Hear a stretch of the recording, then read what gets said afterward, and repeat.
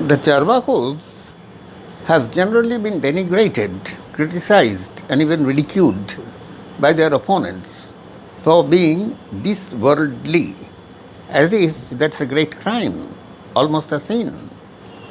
They claim that the Charvaka system of philosophy is mainly hedonistic, meaning they only live for enjoyment. Enjoying life is the be-all and end-all of their philosophy. In support of this, one apocryphal verse, a verse with no known authorship, is sometimes cited. As long as you live happily, for nothing is beyond the ken of death, and once the body gets into ashes, how can it ever return? This was the original verse, but it was distorted into saying, so long as you live happily, drink ghee, that is butter in a form, even by incurring debt. Once the body is reduced to ashes, there is nothing beyond. How can it come back again? The Sanskrit verse read, Javad jivang sukhang jivet, nasti mrittor agocharaha. Nothing is beyond the ken of death. Bhasmi bhutasya dehasya punaragamanang utaha. Once the body is reduced to ashes, how can it, or from where can it ever return? This verse was very cleverly distorted into read, Javat jivang sukhang jivang, Javat jivet sukhang jivet, runam kritva ghrutam pibet. So long as you live happily, drink ghee, that is butter, even by incurring debt. The second line remains intact. Once the body is reduced to ashes, from where or how it can ever return.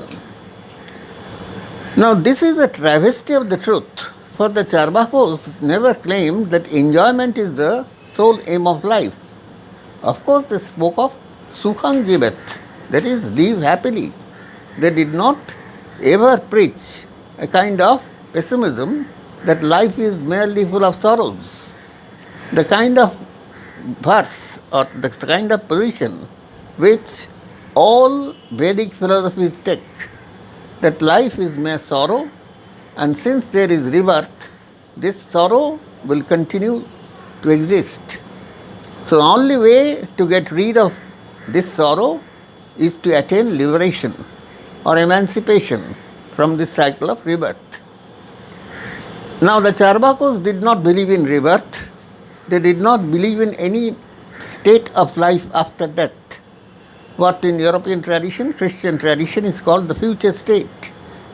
Here it is called parokado and paroloko, after time and the other world.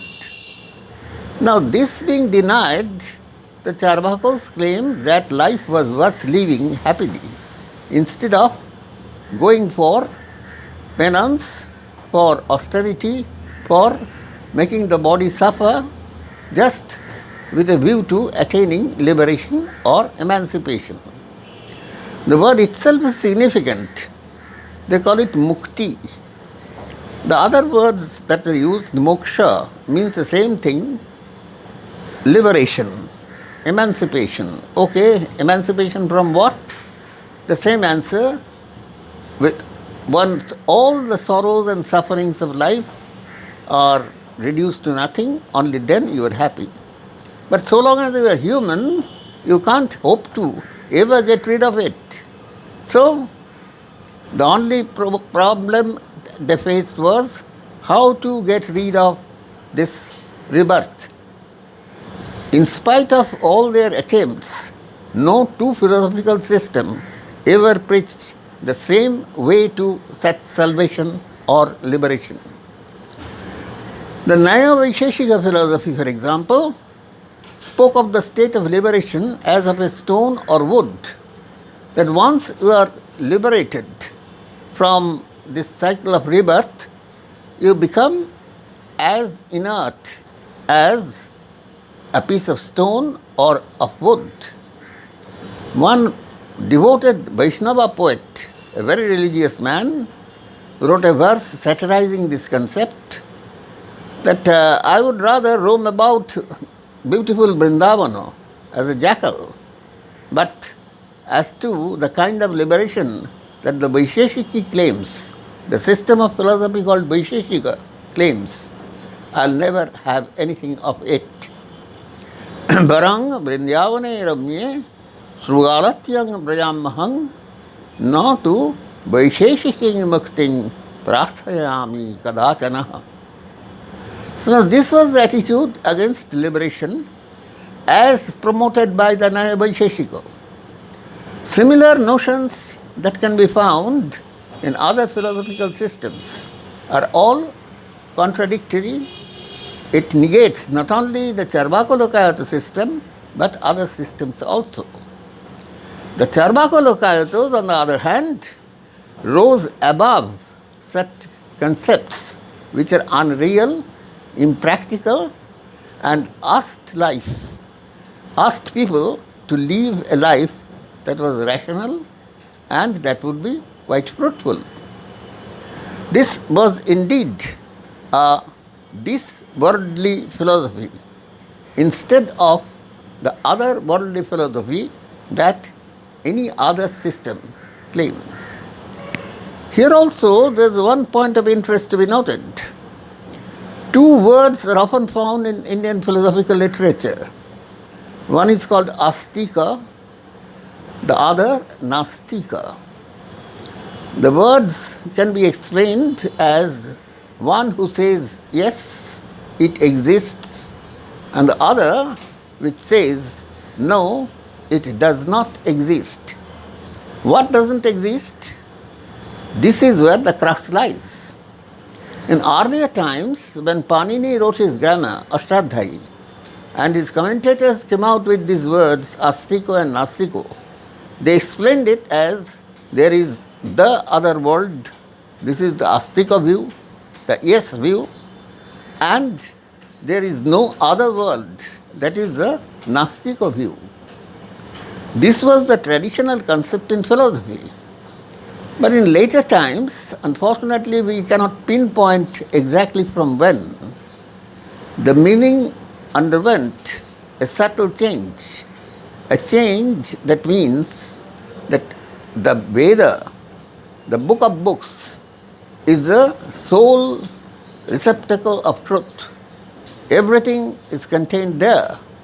And so, the philosophical systems which adhere to the Veda, the revealed or God-written text, are to be known as the Astikas, and those who deny the validity of the Veda as a cognition, as an instrument of cognition, a means of right knowledge, is to be called Nastika.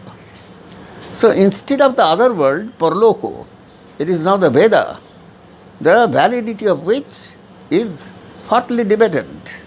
And that's how two basic systems, or rather two sets of systems, are projected, the Astika philosophies and the Nastika philosophies. And here there is a kind of cross-referencing. By Astiko, if you insist on the first meaning, the original meaning, it should include not only the Vedic systems, namely 6. Those are Shankha, Yoga, Mimamsa, Vedanta, Nyaya and Vaisheshika. Thereafter, the two systems sometimes coalesced, they got mixed up, not only juxtaposed, not set side by side, but they came to be known as a composite system. The technical term is syncretism. The two syncretic systems, Shankho and Yoga on the one hand, and Nyaya and Vaisheshika on the other hand, were thus turning into theistic systems, which originally they were not. At least Shankho was not, as also Nyaya was not. So was not Vaisheshika. But over and above that, there were two main philosophical systems without God. Buddhism, the teachings of the Buddha, and Jainism, the teachings of the Mahavira Jaina, the Jina Mahavira. These two systems occupy the peculiar position. Insofar as the Astika concept is concerned, they too were Astikos, in the sense that they too believed in the existence of the other world. Whereas, when you go to the second meaning, adhering to the teachings of the Veda, there these two systems, this Buddhism and Jainism, are excluded from the list. So by Astiko, only the first 6 Pro-Vedic systems are meant. The 2 other Nastiko systems mean not only the CARVAKAS, but also the Buddhists and the Jains. This is a rather problematic situation. Sometimes you will find a Buddhist writer criticizing the Nastikas. That means they are thinking in the original sense, that the Charvakos did not believe in the other world, hence they are Nastikas. But when Nyaya or Vedanta calls the Buddhists or the Jains Nastika, they mean not the denier of the other world, but the denier of the authenticity of the Vedas. This is something peculiar, as I say. Nothing corresponding to it is ever to be found in Western philosophical traditions. But in the Indian tradition, materialism and idealism, the two main contending forces, developed along these lines. And that's how the Charvaka system came to be the enemy of not only the 6 Vedic systems, but also of Buddhism and Jainism. Not because they did not adhere to the Veda, but because they simply denied the existence of the other world. Altogether, we have thus a picture of one philosophical system which stands apart from either the Vedic ones as also the non-Vedic, but believing in the other world. So much for the Astiko and the Nastiko, and for the basic division of the philosophical systems. Now, what the Charvakos really said, what did they actually mean? Unfortunately, there is not a single book, a text, what is called base text, on which the basic tenets of the philosophy are included.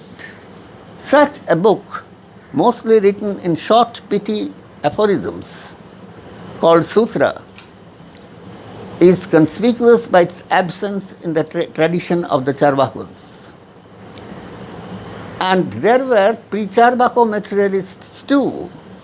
We must not forget that at the time of the Buddha, there was one Ajito Keshakambala, the man with the hair blanket, who had preached a kind of annihilationism, Uchchedabada, who did not believe in the other world, who did not believe in this, that, everything. This kind of denial, universal denial, all-out denial, was the hallmark of this doctrine of annihilation, which the Buddhists also did not subscribe to. And in the Jain tradition, we come to the name of elementalism, Bhutavada. Those who believe in the 5 elements, natural elements, to be the source of everything. They too are criticized by the Jains because they believed in the soul or the incorporeal spirit. Among the Buddhists, the Jains and the Vedic philosophers, there is a unanimity to denounce the Charvako as stupid or simply idiotic. Baraka is the word they often used. And That is how the philosophical system, which was materialist to the core, was denounced. One philosophical system which does not speak of God, of liberation, of the so-called higher things, was naturally suspect and to be denounced. And that is how the Charvakas came to be known as something of a pariah, something untouchable. One should not go to them for any lesson. Not only in the philosophical texts, but also in literature, in drama, in long poems. In the Indian tradition, they too are called Mahakavyas. The Charvaka characters are brought in, ridiculed and dismissed. And that is how the Charvaka system had to survive against an all-out opposition of all other philosophical systems and their exponents. Since there is no way of knowing what the Charvakas actually said, we have to reconstruct the system from the works of their opponents. Fortunately, most of them quote the same aphorisms that are taken from the Charvaka-based text. Secondly, there are a number of extracts from the works of their commentators which have been quoted either verbatim, that is word for word, or paraphrased in order to refute their views. These are the commentaries. And we know that there were several commentators of the base text.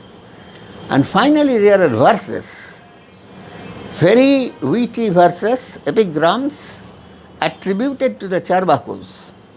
But most of them might have belonged to the Buddhists and the Jains rather than to the Charvakas. We have spoken of the main criticism against Vedism by the Buddhists and the Jains.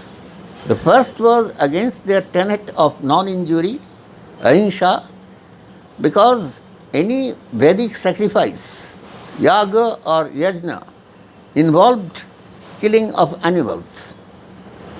Second, in a particular yaga called Sautramani, the sacrificer was supposed to drink wine, against which there were verses we have referred to, and one of the verses are worth quoting. One witty poet says, if after drinking